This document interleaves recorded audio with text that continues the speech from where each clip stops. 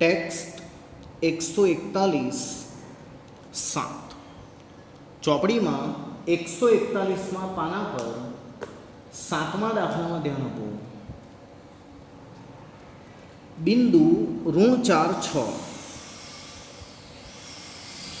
એ બિંદુઓ એ અને બી ઋણ 6 10 3 ઋણ 8 ને જોડતા રેખાખંડનું કયા ગુણોત્તરમાં વિભાજન કરે છે? આ દાખલાનો અર્થ આવો થાય: કોઈ બિંદુ એ છે, કોઈ બિંદુ બી છે. આ બિંદુઓ એ અને બીને જોડતા રેખાખંડનું આના પર આવેલું કોઈ બિંદુ દાખલા તરીકે પી છે, એ કઈ માત્રામાં વિભાજન કરે છે? એટલે કે m1/m2 એ તમારે શોધવાનું છે. ચાર રાશિ એ x1y1 છે, બી x2y2 છે, પી xy છે, પરંતુ શું નથી? m1/m2 શોધવાના છે. સૂત્ર શેનું આવે? પીનું આવે. તો હું મૂકવાનો પ્રયાસ કરું. પી એક્સ વાય બરાબર, સૂત્ર યાદ કરીએ, m1 + m2 ભાગ્યા m1 + m2, m1 + m2 ભાગ્યા m1 + m2. કેમ m1 + m2 ની કિંમત નથી મૂકી? કારણ કે એ તો શોધવાના છે.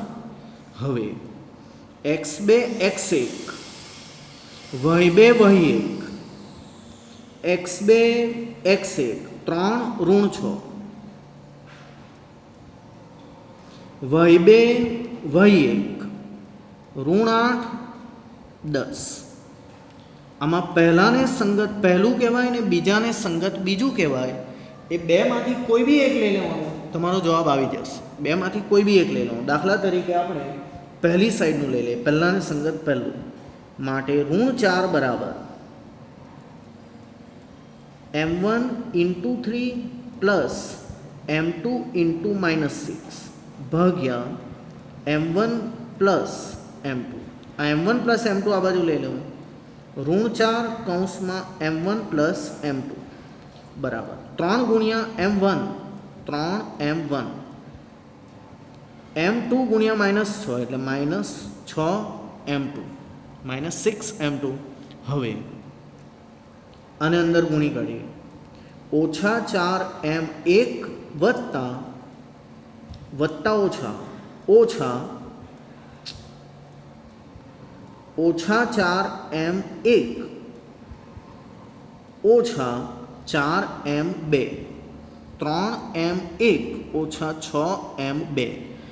m1 વાળા એક બાજુ અને m2 વાળા બીજી બાજુ, એટલે કે m1 વાળા એક બાજુ અને m2 વાળા બીજી બાજુ. પ્રયાસ કરીએ.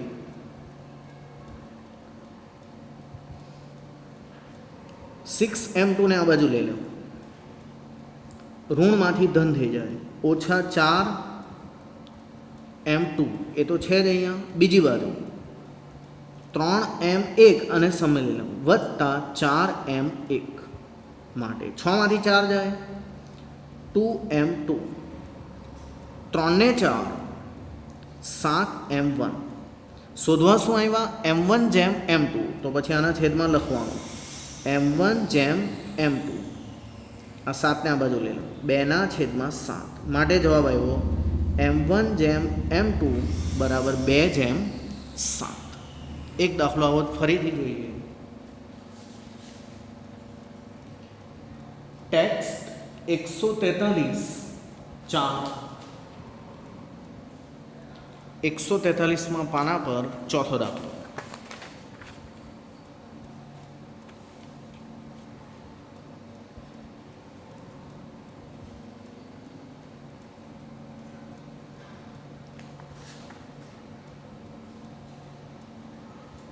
બિંદુ ઋણ 1 6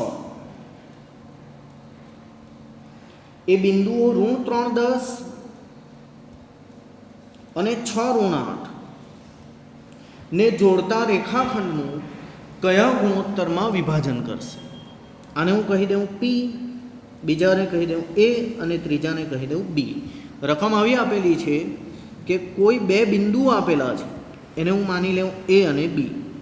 આ બે બિંદુ, આ બે બિંદુઓને આ જે પહેલા બિંદુ આપેલું છે તે કયા ગુણોત્તરમાં વિભાજન કરે છે એ શોધવાનું છે. એટલે આના પર કોઈ બિંદુ પી આવેલું છે, એનું કઈ માત્રામાં વિભાજન કરે છે, 2:3 કે 2:7 કે 5:3 શું એ શોધવાનું. m1 m2. ચાર રાશિ એ x1 y1, બી x2 y2, પી ઓરિજિનલ સૂત્ર જેનું છે તે xy અને m1 m2 મુખ્ય સૂત્ર પી xy બરાબર m1 પ્લસ m2 ભાગ્યા m1 plus m2, m1 plus m2 ભાગ્યા m1 પ્લસ m2.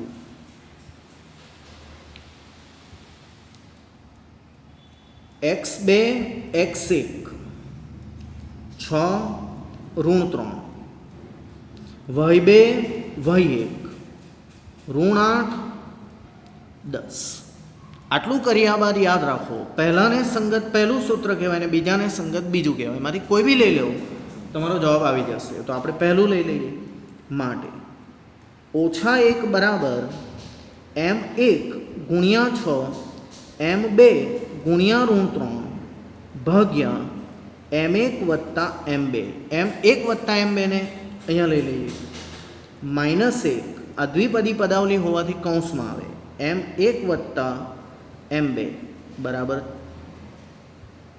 6 ગુણ્યા m1 6m1 ઋણ 3 ગુણ્યા m2 ઋણ 3m2. વારાફરતી અંદર ગુણી કાઢીએ.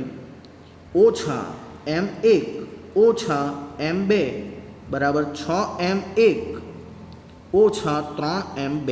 હવે m1 વાળા એક બાજુ ને m2 વાળા બીજી બાજુ. માટે 3m2 ને આ બાજુ લાવતા ધન થઈ જાય. 3m2 ઓછા m2 બરાબર 6m1 વત્તા m1. 3 ને 1 4m2 6 ને 1 7m1. શોધવા શું આવ્યા? વિભાજન કઈ માત્રામાં કરે છે એ શોધવા આવ્યા. એટલે કે m1 જેમ m2 શોધવાના. m1 જેમ m2 અંશ છેદમાં પણ લખી શકાય. આ બાજુ 4/7 માટે જવાબ આવ્યો m1 જેમ m2 બરાબર 4/7. માટે કહી શકાય કે બિંદુ ઋણ 6 એ રેખાખંડનું 4/7 ગુણોત્તરમાં વિભાજન કરે છે.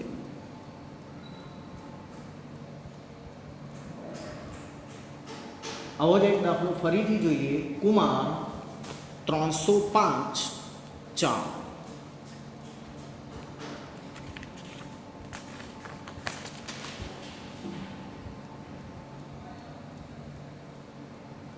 કુમાર 305 4. કોઈ એક બિંદુ આપેલું છે -2 1, જેને હું પી કહી દઉં. એ બિંદુઓ એ અને બી ઋણ 4 2 4 ઋણ 2 ને જોડતા રેખાખંડનું કયા ગુણોત્તરમાં વિભાજન કરે છે? કોઈ એક બિંદુ આપેલું છે એ, બીજું કોઈ એક બિંદુ આપેલું છે બી. આ રેખાખંડનું આના પર આવેલું કોઈ બિંદુ પી કયા ગુણોત્તરમાં વિભાજન કરે છે? એટલે કે m1 જેમ m2 તમારે શોધવાના છે. m1 જેમ m2 બરાબર ક્વેશ્ચન. એટલે કે સૂત્ર એનું નહીં આવી જાય, સૂત્ર તો પીનું જ છે. હું પ્રયાસ કરું. પી એક્સ વાય બરાબર m1 પ્લસ m2 ભાગ્યા m1 પ્લસ m2. એની વેલ્યુ તો શોધવાની છે. m1 પ્લસ m2 ભાગ્યા m1 પ્લસ m2. આજ આપણે શોધવા માટે આવ્યા છીએ. 4 ઋણ 4 ઋણ 2 2. હવે પહેલાને સંગત પહેલું કહેવાય ને બીજાને સંગત બીજું કહેવાય. એટલે આપણે ખાલી પહેલું લઈ લઈએ તો બી ચાલે, ખાલી બીજું લઈ લઈએ તો પણ ચાલે. જવાબ આવી જાય 2 બરાબર -2 બરાબર m1 ગુણ્યા 4 m2 ગુણ્યા -4 ભાગ્યા m1 વત્તા m2. m1 વત્તા m2 ને અહીંયા લઈ લઈએ માટે -2 કૌંસમાં m1 વત્તા m2 બરાબર 4m1 ઓછા 4m2 માટે -2m1 ઓછા 2m2 4m1 4m2 m1 વાળા એક બાજુ ને m2 વાળા બીજી બાજુ એવી રીતે પ્રયાસ કરતા 4m2 ઓછા 2m2 4m1 વત્તા 2m1 4 માંથી 2m2 4 ને 2 6m2 માત્રા શોધવાની છે 6m1 માત્રા શોધવાની છે m1 m2 ની 2/6 ભાગ ચલાવતા 1/3 બરાબર m1/m2 માટે જવાબ આવ્યો m1/m2 બરાબર 1/3 માટે જવાબ લખવાનો બિંદુ PA ABનું 1/3 ગુણોત્તરમાં વિભાજન કરે છે. એક સરખા 3 દાખલા જે તમારી નોટબુકમાં હતા એ 3 દાખલા મેં તમને કરાવી દીધા છે.